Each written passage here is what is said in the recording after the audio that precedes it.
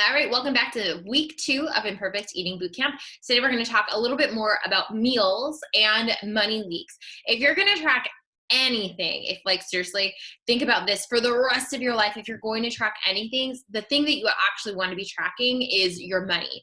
What money is going out of your wallet, what money is coming in, your bank accounts, different things like that. That's going to help you in the long run. Tracking your calories or macros or Weight Watchers points is probably something that you're only going to be able to do for a short period of time. And I also think about this too. If you have a young female in your life, a daughter, a niece, if you're a teacher, a student, you think about that and like just picture that young person.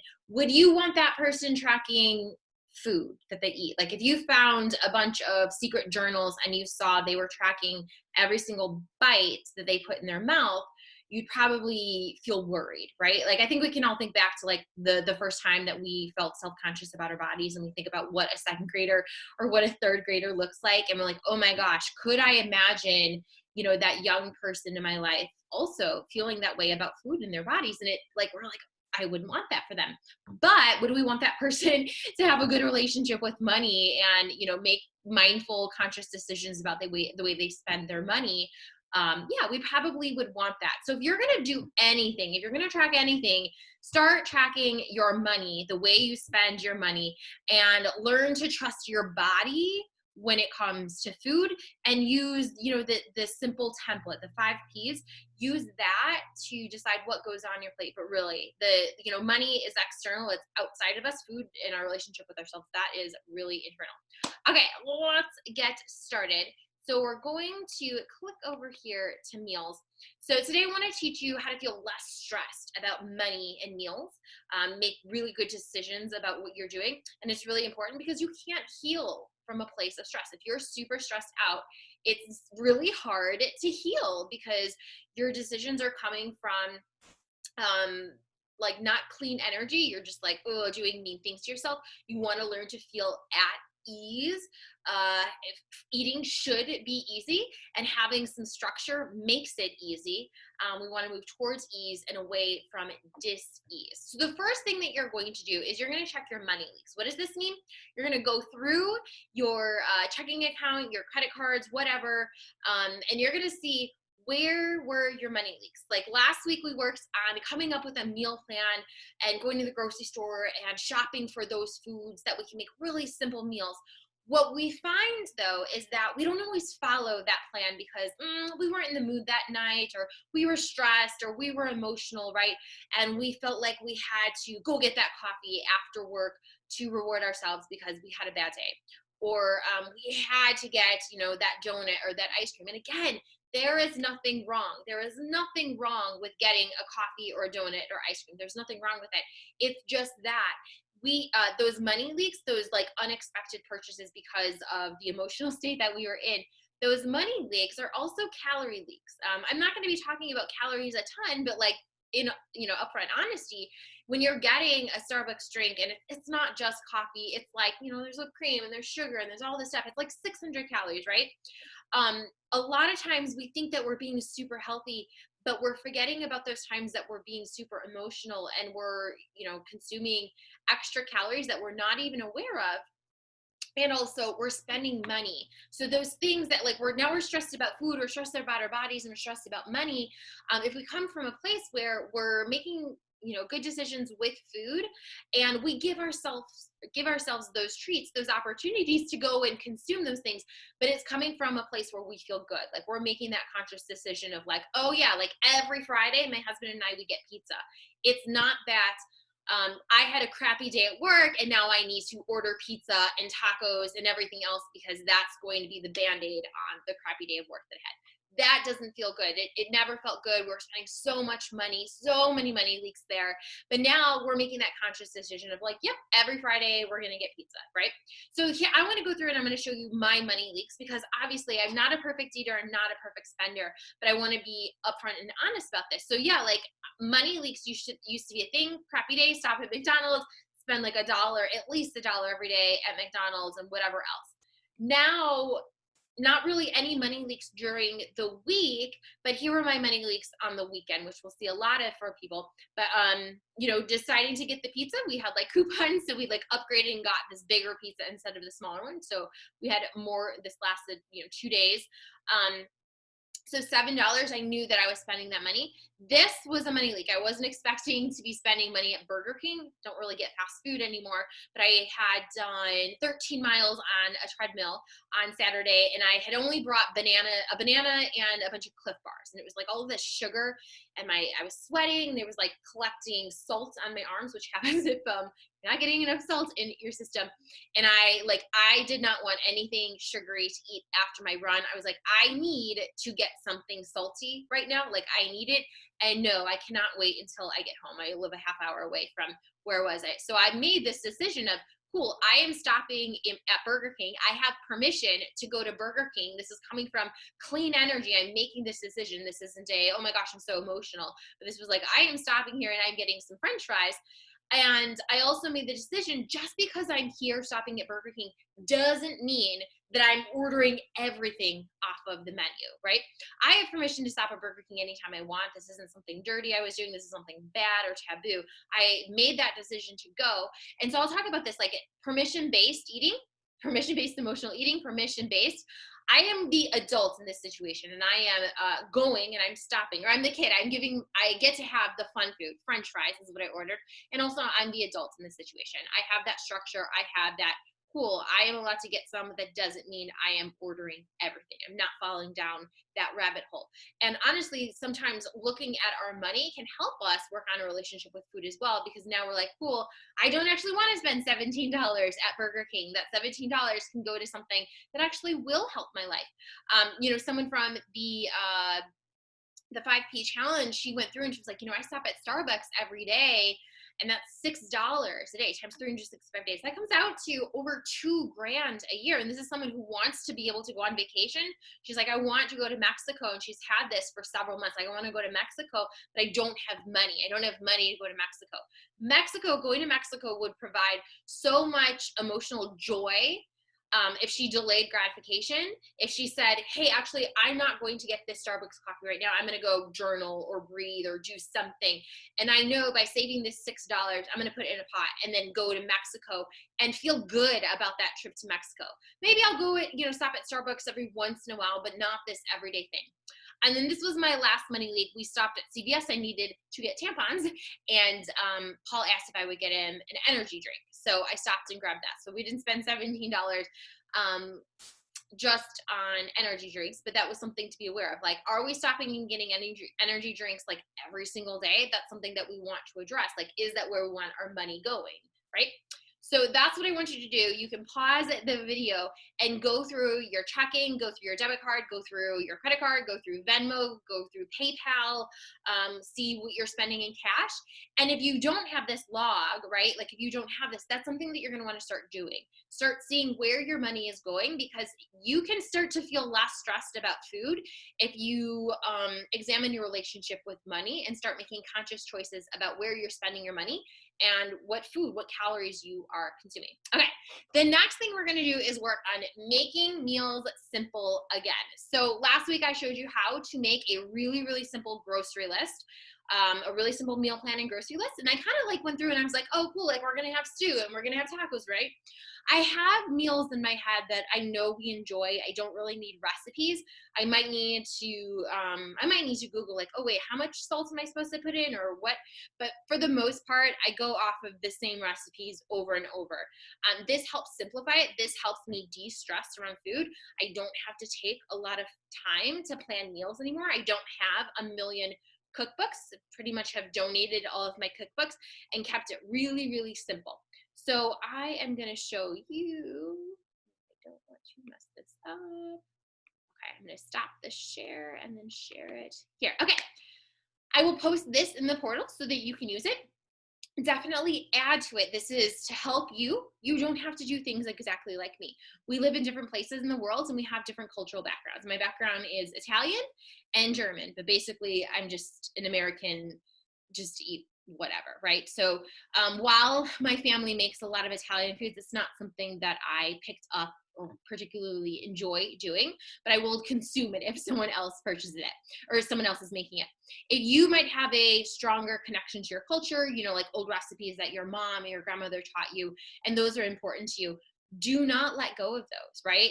Sometimes when we're doing a diet, we feel like we have to eat how the diet guru is eating, and we completely negate what our cultural background is, what is significant to us, what's important to us. And I'm telling you, do not let go of those things that are important to you just for the sake of a diet. Learn how to incorporate those things and feel good at the end of the meal. Something that my grandmother, who was very overweight her entire life, had a lot of knee issues, couldn't walk for several years of her life because of her weight and the issues with her knee. She, you know, came from this scarcity mindset about food, growing up during the Depression, growing up with, you know, a poor Italian family, that you have to eat more, right? Like, so food might have been scarce during her time, and there was constantly this like, eat more, eat more. Here's, you know, 7 helpings of pasta, and also take this bread and mop it up, and then here's some dessert right away. So there was this feasting mentality anytime that we're eating meals. But that's coming from the mindset of, you grew up not having a lot of food. I have plenty of food. There's food all around us. There's way too much food all around us. So I don't need to keep that mindset when it comes to food, because that's not in alignment with the life that I'm living or the life that I want to create. But I can still have some of the pasta without eating all of the pasta. All right, let's get in, and I'm going to post this in the group as well. So these are all really simple ideas that you can kind of go through, like, okay, cool, what do we want to make? That's a really simple thing. And then maybe we want to make a fancy meal once or twice a week. But we have scramble, frittata, omelets. You don't have to make those little egg bakes, those muffin, those, you know, putting in a muffin tin, those take forever to clean out, but you can just make a scramble or frittata and cut it up into different things. Basically, these are all the same thing. Egg-based smoothie or protein shake, making a sandwich or a wrap and having some sort of thing on the side.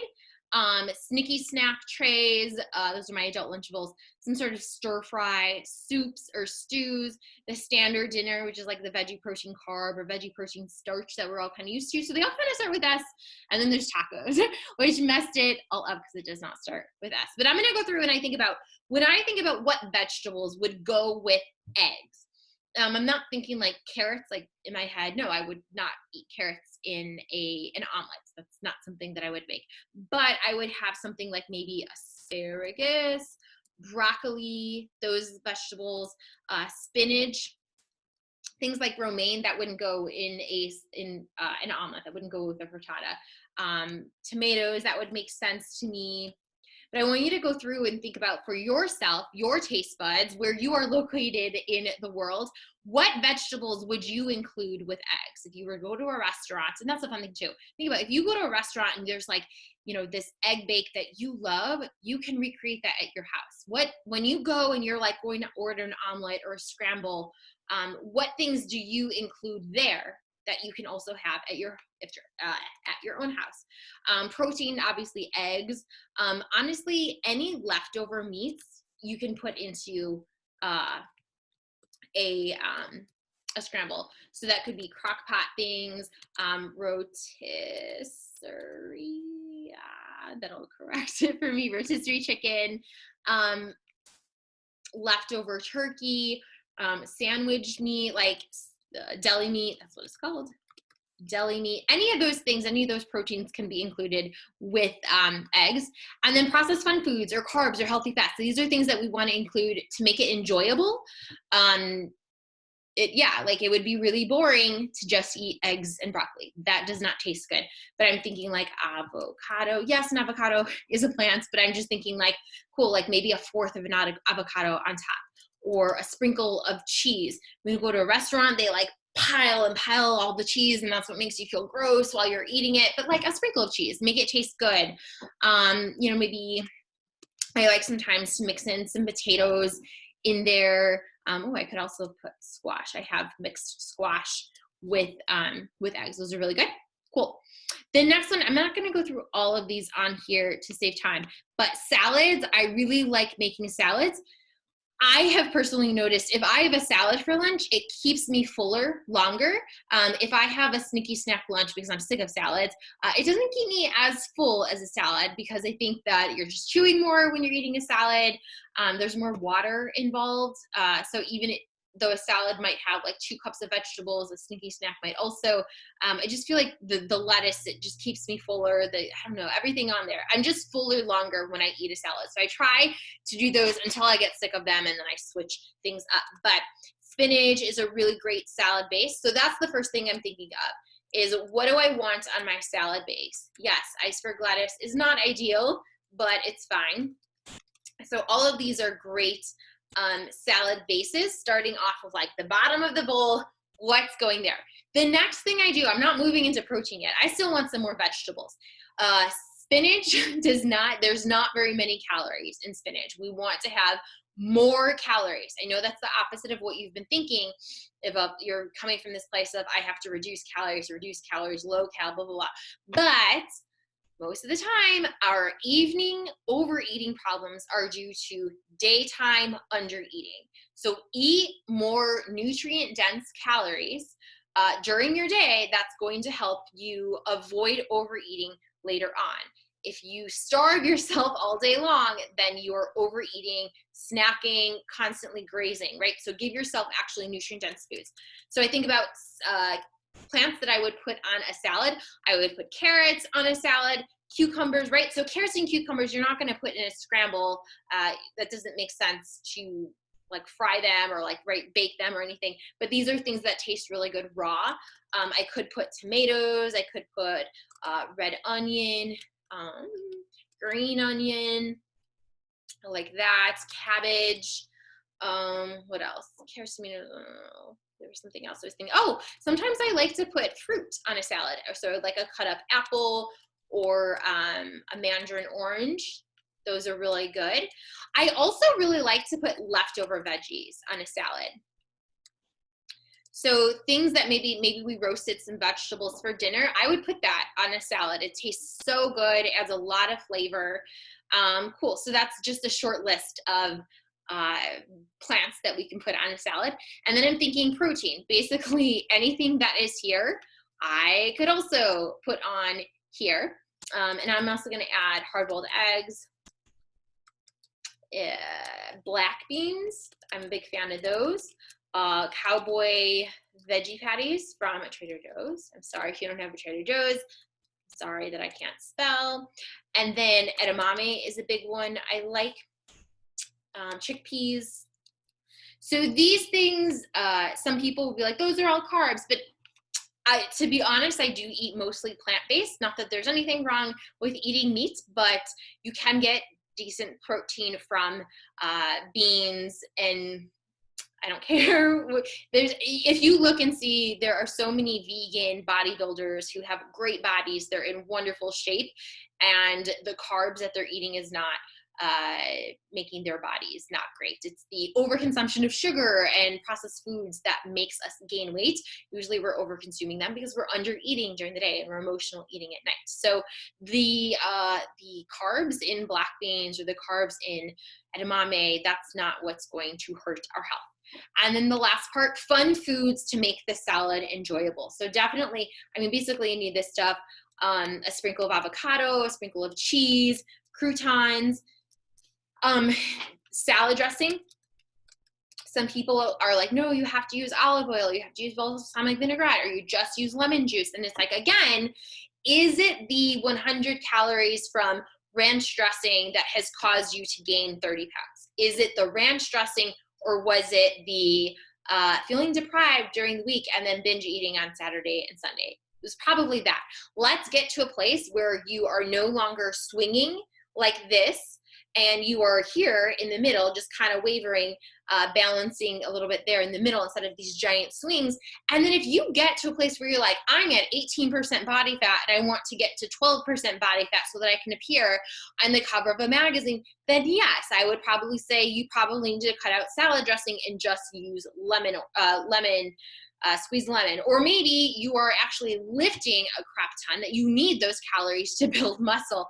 But again, salad dressing is not the thing that has caused you to gain weight. Salad dressing is not the thing that has caused you to gain weight. So let's get to a place that you are actually making and enjoying nutrient-dense meals, and you're not binging, you're not feeling deprived and binging, but you're actually feeling good about your meals. I don't know. Oh, another thing I really like to do is crunched up chips.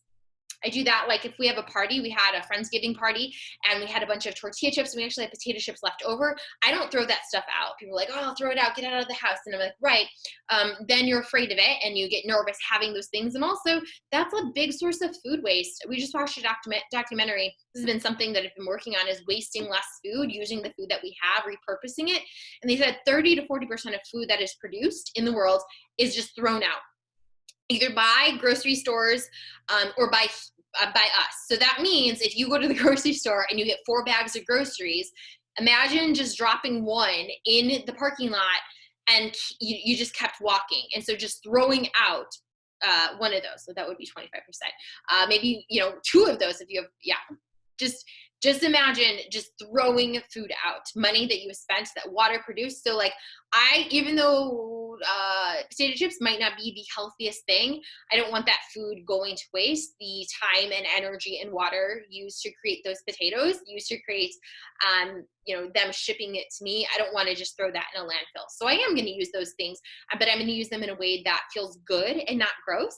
And also I practice having them. So now when we have potato chips in the house, it's not really that big of a deal because I have a plan for them. I know that I can trust myself around them. That wasn't always the case.